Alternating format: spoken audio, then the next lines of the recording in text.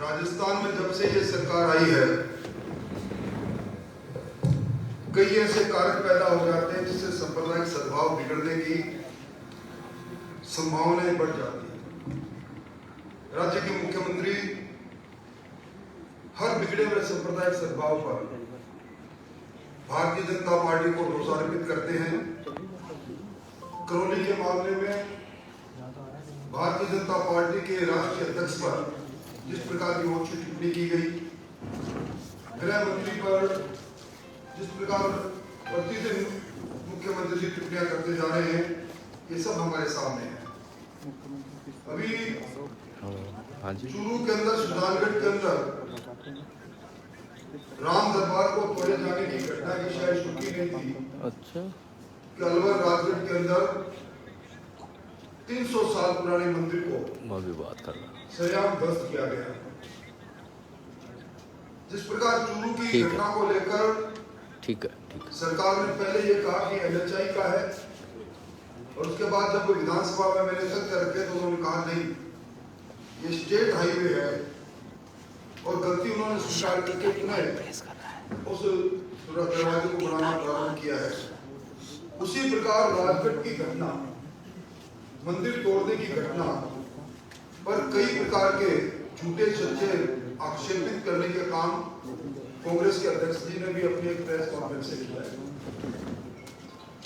जोरीलाल जी मीणा जो राजगढ़ के विधायक है, मेरी मुख्यमंत्री की हैसियत से वहां काम कर रहे हैं,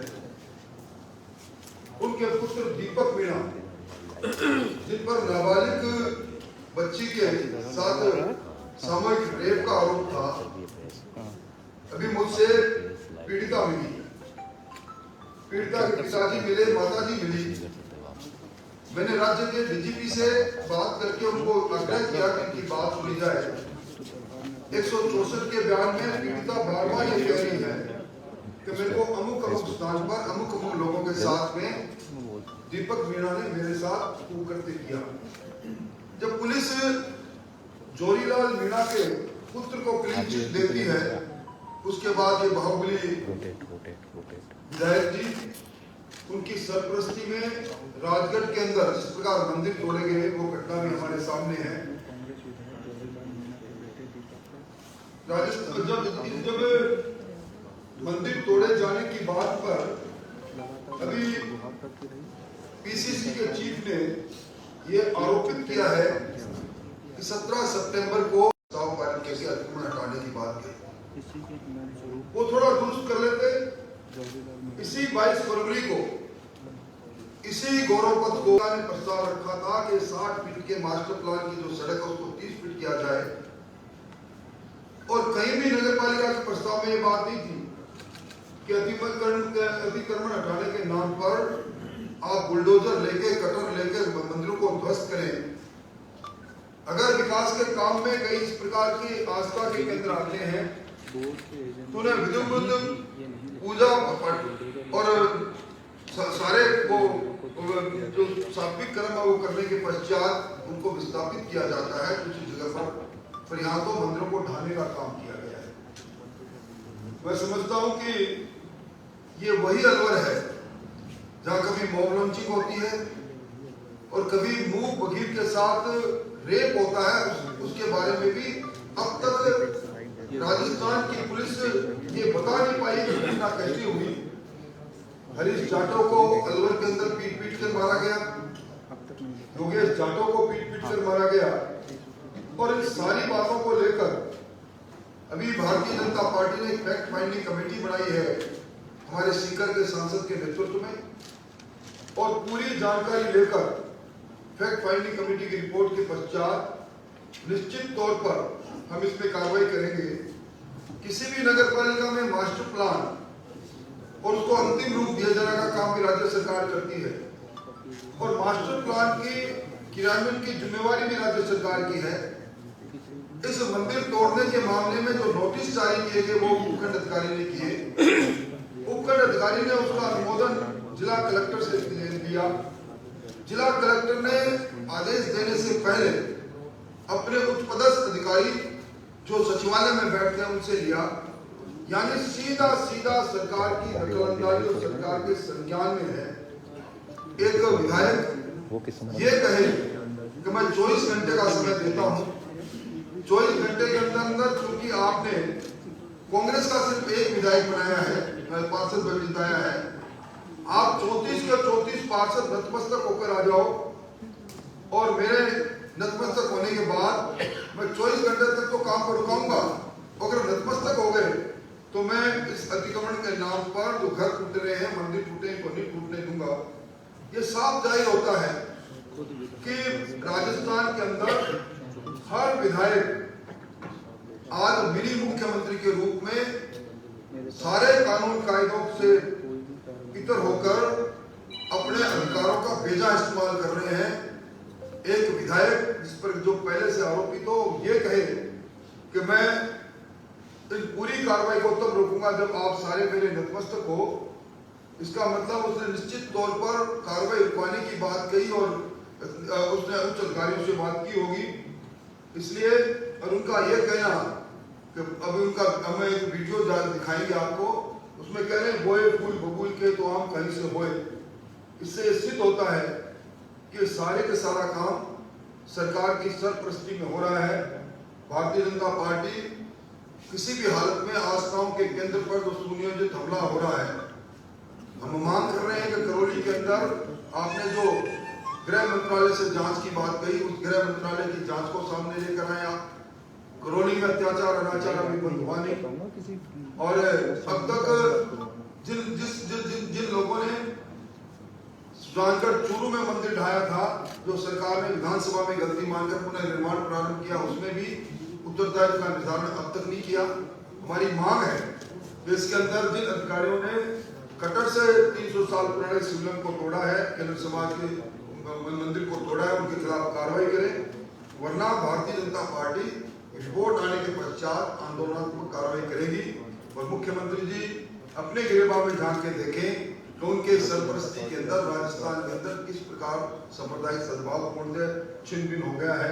ये सारी बातें मोटे तौर पर मैंने आपके सामने रखी है और अभी आपके कोई उत्तरित अनुचित सवाल हो गए तो निश्चित तौर पर मैं उनका जवाब देने की कोशिश करूंगा। परंतु मैं चाहूंगा कि इससे पहले जब आप एक वीडियो, जिस वीडियो में दबंग विधायक महोदय क्या बात कहते हैं, उसके बाद जो बार बार ये कहते हैं कि भारतीय जनता पार्टी नगर पालिका भारतीय जनता पार्टी की है, भारतीय जनता पार्टी के इसी 22 फरवरी को नगर पालिका ने जो प्रस्ताव पारित किया वो दोनों हम स्क्रीन पर दिखाते हैं और उसके पश्चात आपका कोई सवाल होगा तो निश्चित तौर पर उसका जवाब देने की कोशिश करेंगे।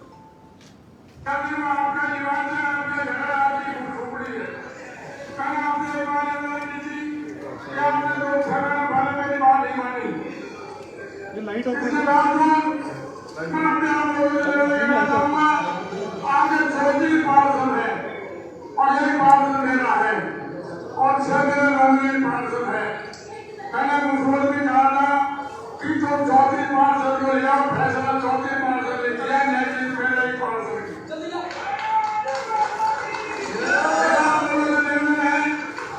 अब मैं जाकर मेरे के जयंती मनाने के लिए रहने और यहाँ रहने और घड़ी और प्रकार जा रहा हूँ। आज हमारा प्रशासन को मैंने निर्देशित कर दिया है, क्यों नहीं करेंगे कि आप सुनो, आपको 24 घंटे का टाइम दिया जाता है, आप 34 पार्षदों को लेकर के और 1 घंटा कर लेना, मैं आ जाऊंगा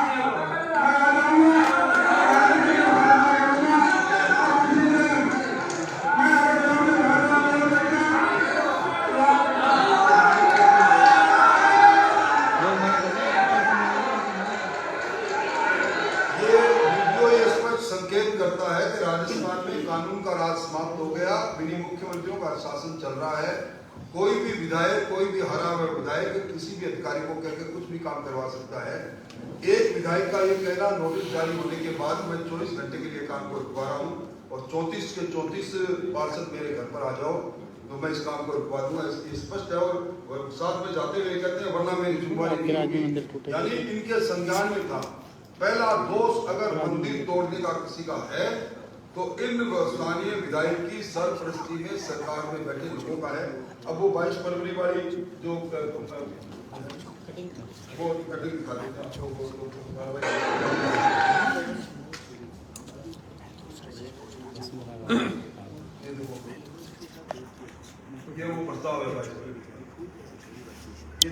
बातें ये सिद्ध करती है कि सरकार के कांग्रेस के मुखिया प्रदेश अध्यक्ष जी इस बात के पक्षधर है तो मंदिर टूटे तो टूटे, मौकों पर टूटेगा निश्चित तौर पर। राठौर साहब, क्या आप इस बात से सहमत हैं कि मुख्यमंत्री चाहे कोई भी हो, जब जब मूर्तियों पर आरा चलाया गया है तब तक जनता ने उन मुख्यमंत्री उस समय मंदिर तोड़े नहीं गए थे, मंदिर स्थापित किए गए थे, पूजा अर्चना करके प्राण प्रतिष्ठा की गई थी। इसलिए वो घटनाएं जो पूर्व में भारतीय जनता पार्टी की सरकार की और आप कहीं का तीर कहीं का निशाना लगा रहे हैं, उसमें वो उन्हें मंदिर को पुनर्स्थापित किया गया था।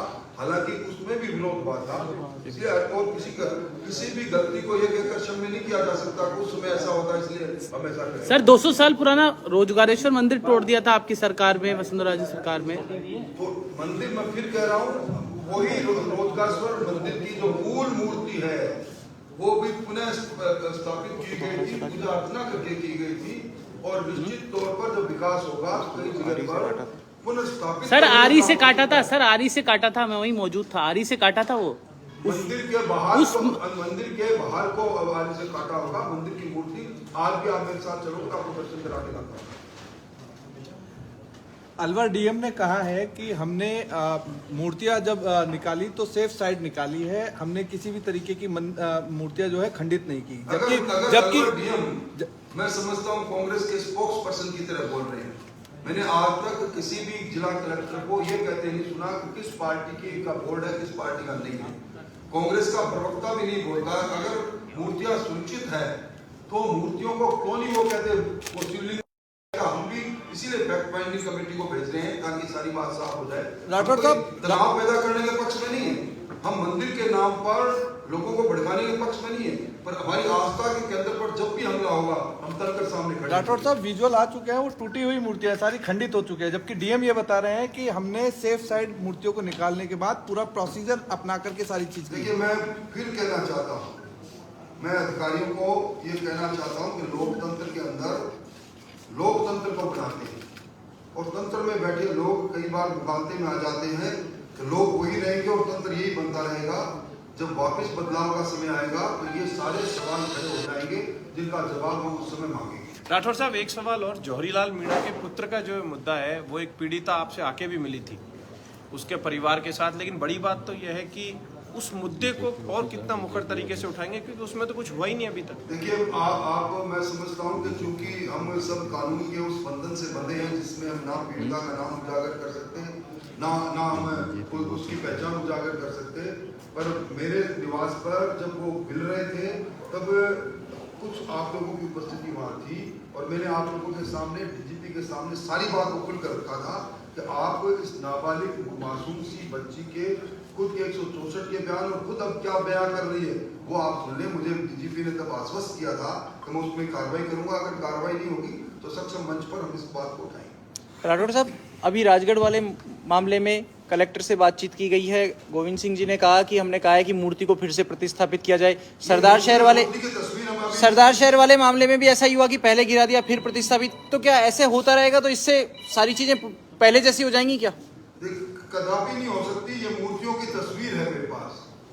मैं समझता हूँ कि आस्था रखने वाले लोगों की आंखों में आंसू चल पड़े जब जिस मूर्ति को 300 वर्ष तक पूरे कस्बे ने पूजा, पूरे इलाके ने पूजा, उसकी ये दुर्दशा, और उसके बाद ये कह रहे हैं कि हमारे पास हमने रखी, इससे बड़ा दुर्भाग्य कुछ हो नहीं सकता। आपका जन्मदिन था, उसकी बिलेटेड हैप्पी बर्थडे, उसके साथ हम ये जानकारी लेना चाह रहे हैं कि कुल कितने यूनिट ब्लड एकत्र हुआ? देखिए, अभी जो ब्लड बैंक के सर्टिफिकेट जारी किए हैं वो उससे लगभग 44,000 के आसपास के हैं। वो सारा डॉक्यूमेंट आंकड़ा दे दिया, भेजे नहीं थे, वो आने के बाद सारा आपके सामने। इससे ज्यादा कभी कोई ब्लड इस मेरी जानकारी वहाँ तो मैंने इस मकसद के साथ किया और मैं ये ओथ से कह सकता हूँ मुझे मालूम ही नहीं किसने ब्लड डोनेशन कैंप का प्रबंधन किया, किसने क्या किया, पर ठीक है, एक ऐसा काम है जिससे मानवता बचेगी। आज तक ऐसी कोई फैक्ट्री नहीं बनी जहाँ ब्लड बन सकता हो। ये तो एक ही धमनियों से निकल कर दूसरे काम, तो इसके पीछे कोई राजनीतिक हेतु नहीं है। कभी खंडित जो है इसको प्रोजेक्टर पे दिखा सकते हैं अपन, उसके एक साथ कनेक्ट करके। अंकित नहीं होगा।